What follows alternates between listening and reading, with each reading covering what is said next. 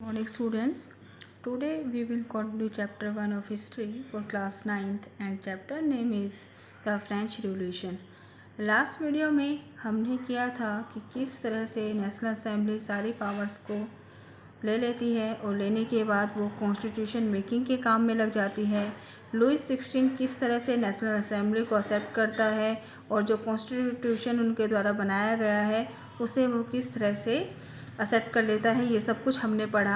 आज हम पढ़ने वाले हैं उसी से आगे उसको कंटिन्यू करते हुए France becomes a constitutional monarchy कि किस तरह से फ्रांस एक संवैधानिक मोनार्क यानी कि जहाँ पर राजा या रानी का सिस्टम चल रहा है वो किस तरह से आगे बढ़ा रहा है या कैसे बनता है। तो नेशनल असेंबली ने अपनी ड्राफ्टिंग जो है उसे कंप्लीट कर लिया और कॉन्स्टिट्यूशन को तैयार कर दिया। कब? इन 1791 के अंदर ये वर्क भी हो चुका था। अब कॉन्स्टिट्यूशन के द्वारा मोनार्क की पावर को लिमिटेड कर दिया गया था। इससे पहले लुईस 16 की पावर जो है वो अब्सोल्यूट थी, बहुत ज़्यादा पावर्स उनके पास थी, असीमित शक्तियाँ उनके पास थी। तो उन सभी शक्तियों को कम कर दिया गया किसके द्वारा? नेशनल असेंबली के द्वारा। अब उससे आगे है सेपरेशन ऑफ पावर। तो सेपरेशन ऑफ पावर को समझने से पहले हम लोग थोड़ा सा समझेंगे कि एक्टिव सिटीजन्स कौन थे और पैसिव सिटीजन्स कौन थे। तो इनको समझने के बाद हम सेपरेशन ऑफ पावर को देखेंगे। तो चलिए समझते हैं एक्टिव सिटीजन्स और पैसिव सिटीजन्स को। एक्टिव सिटीजन्स में उन व्यक्तियों को, उन आदमी को रखा गया जिनकी एज जो है वो 25 से ऊपर थी, who pay taxes equal to at least 3 days of a laborer's wage, entitled to vote। और वो व्यक्ति जो कि टैक्स पे करते थे, कितना टैक्स पे करते थे कि कम से कम एक लेबर के 3 दिन का वेज कोई भी व्यक्ति अगर पे कर रहा था टैक्स के रूप में तो उन्हें वोटिंग पावर दे दी जाती थी, उन्हें राइट टू वोट दे दिया जाता था। पैसिव सिटीजन्स में कौन थे? रिमेनिंग मैन, यानी कि वो आदमी जिनकी एज 25 से बिलो है। और औरतें, क्योंकि औरतों का कहीं भी कोई जिक्र नहीं है कि उन्हें वोटिंग पावर्स दी थी या नहीं दी थी, तो वुमेन्स, रिमेनिंग मैन और पैसिव सिटीजन्स में उन्हें भी रखा गया जो लैंडलेस फार्मर हैं, जो इतना कमाते नहीं थे कि वो टैक्स को पे कर सकें, और अगर वो टैक्स पे नहीं कर रहे थे तो उन्हें राइट टू वोट नहीं दिया गया था। यहाँ पर संविधान के अंदर दो मेन चीज़ भी दी गई थी, declaration of the right of man and citizen, यानी कि आदमी और फ्रांस के जो सिटीजन हैं उनके राइट्स क्या क्या हैं, उनके अधिकार क्या क्या हैं, उनकी एक डेक्लेरेशन वहाँ पर दी गई थी।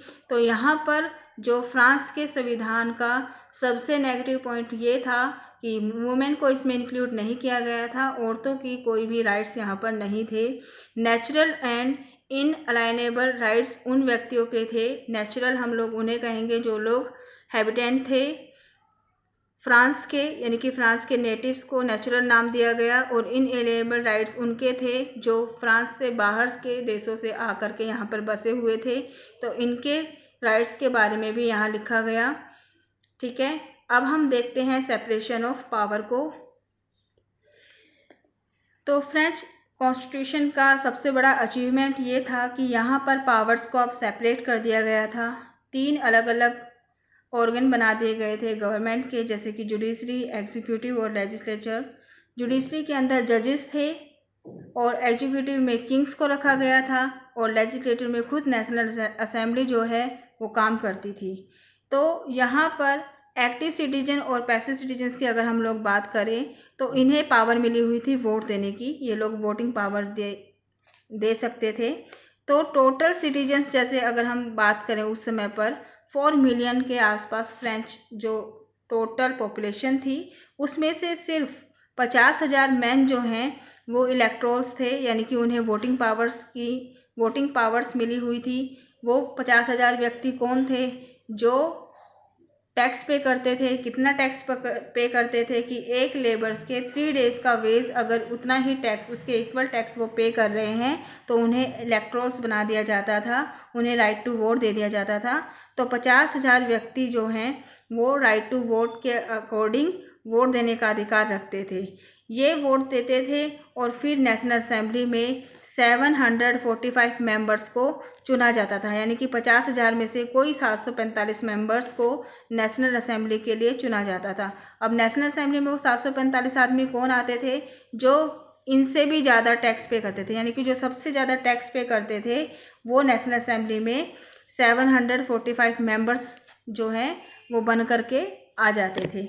अब 745 मेंबर्स में से जो और ज़्यादा टैक्स पे करते थे उन्हें मिनिस्टर्स भी बना दिया जाता था, ठीक है, मिनिस्टर्स बना दिया गया है उन्हें।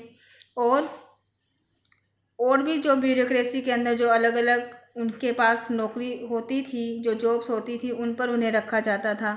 किंग जो है वो सिर्फ एग्जीक्यूटिव पावर्स रखता था, यानी कि कार्यकारिणी की पावर्स थी तो उसके पास, लेकिन सिर्फ नाम मात्र की पावर ही थी उसके पास। हाँ, वो अपनी वीटो को जरूर इंक्लूड कर सकता था, यानी कि अगर किसी चीज़ के लिए उसे किसी चीज़ पर उसे बैन करना है तो एक निषेधात्मक अधिकार उसके पास होता था, एक वीटो पावर उसके पास होती थी, ठीक है। सिर्फ किंग को एक वीटो पावर ही इन्होंने दे रखी थी। तो इस तरह से सेपरेशन ऑफ पावर को देखा। अब नेशनल असेंबली जो है वो ज़्यादा पावरफुल हो गई थी, क्योंकि हर तरह की डिसीजन मेकिंग का काम जो है वो नेशनल असेंबली के थ्रू हो रहा था। किंग के पास सिर्फ एक वीटो पावर ही थी जिसका वो यूज़ कर सकता था। तो इस तरह से अब हम देख सकते हैं कि फ्रांस में डेमोक्रेसी जो है वो आ चुकी थी। इसके आगे नेक्स्ट पॉइंट है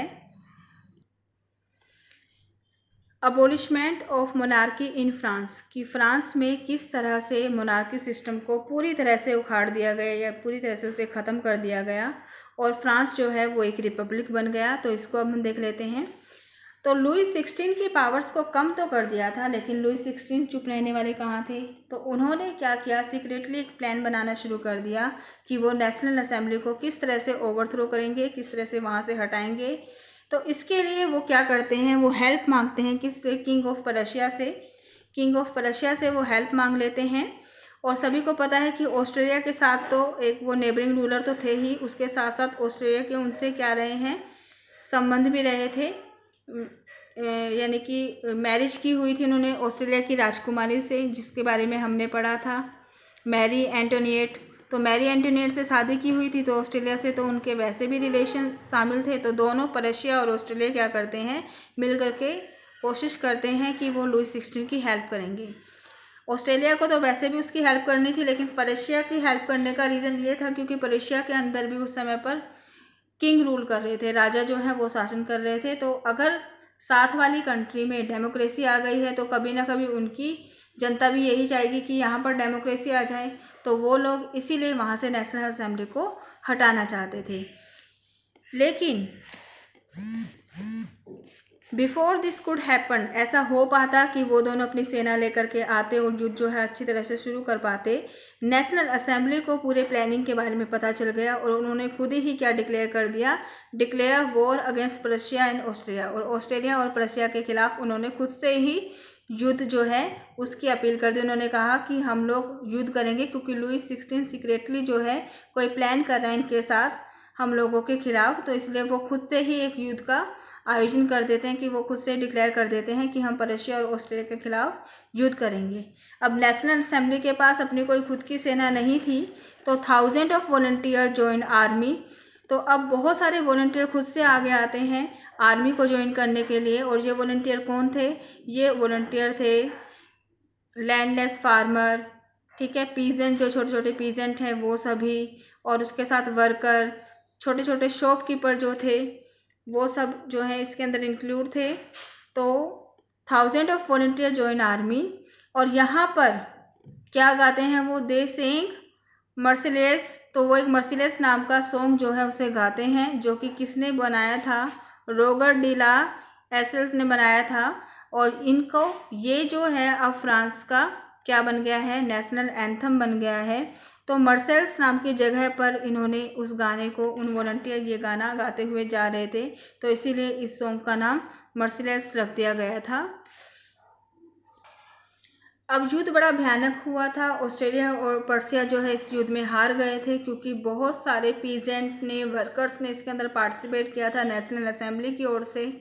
तो रिवॉल्यूशन के बाद अब क्या डिमांड आने लगी, क्यों?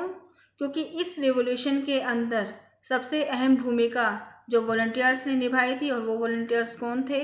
वो वॉलंटियर्स फार्मर थे, लैंडलेस फार्मर उसमें शामिल हैं, उसके अंदर वर्कर शामिल हैं, छोटे छोटे शॉपकीपर्स उसके अंदर शामिल हैं। तो उन लोगों ने क्या किया, उन लोगों ने अब डिमांड करनी शुरू कर दी कि इक्वालिटी चाहिए उन्हें। इक्वालिटी कैसे चाहिए? Voting right to weaker section. पहले जो पैसिव सिटीजन्स बनाकर उन्हें बाहर बिठा दिया गया था, उन्हें वोट देने का अधिकार नहीं था, वो ऐसा कुछ नहीं चाहते। वो चाहते थे कि वोटिंग राइट जो हैं वो उन सेक्शंस को भी मिले जो वीकर हैं, क्योंकि अब की बार क्रांति के अंदर, अब की बार जो युद्ध हुआ था उसके अंदर इन्होंने ही अहम भूमिका को निभाया था।